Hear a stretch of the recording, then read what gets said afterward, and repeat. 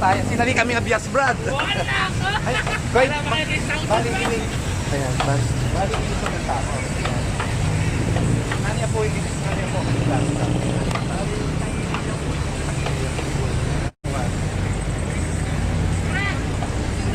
Boys.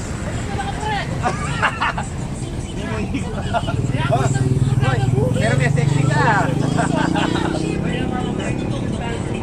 Ay, what? Yang ilang mikibandi ka restaurant gini ah. Ay, kamusta po? Wala, hello po. Hello po, matagal ko na po kaibigan. I'm Saudi, hello! Saudi Arabia, ayan. Boy, Right. unexpected na. Unexpected. Barkada kiyan. Thank you, teacher. Ayan, sabi ka na. Sige, sige. Thank you. Tita, Lola, bye-bye. Apo. Ayan, so magbaliktakan ko yan. So, oy, magkani, at yun na kami rin kayo ni Vlog Tane. Ayan. So, at yung, so mga kastig, nandito kami ngayon sa St. James Sass Factory. Dumiretso na kami dito kasi yung amba ng bahay namin ay may defect. Ayan. So, anong masasabi mo sa amba ng bahay natin? Anong problema? Ano po, nanay na po siya. So, kailangan nga nang palitan yung bahay na, yung pintuan ng bahay. Ayan. So, kuya, Actually, ano pala yung mga produkto niya ginagawa? all kinds of woodworks, furniture, door jobs, Ayan. So, ano pangalan niyo, kuya? Arcel. Arcel. So, makikita nyo mamaya kasi i-full blast natin ng mabilisan yung furniture nandito lang sa St. James Sass Factory.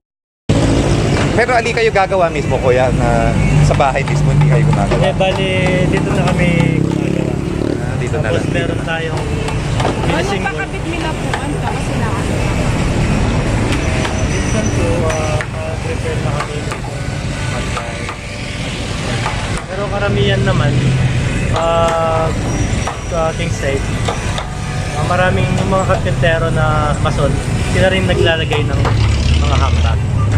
Then tapos yung maglalagay ng bisagra, automatic na yun yung mga doon.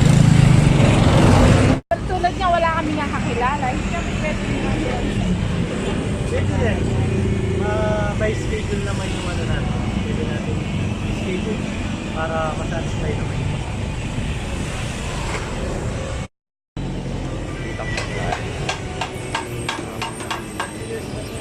Ano, kuya? Ilang years na po? 30 years na yung woodwork before pa pumutok yung Mount Pinatubo. Oh, And wow. mga 20 years na kami dito.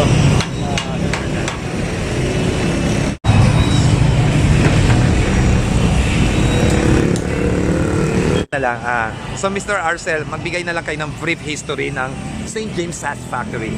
Bali yung late father namin, siya yung nag-start dito. Mga 30 years na yung business din.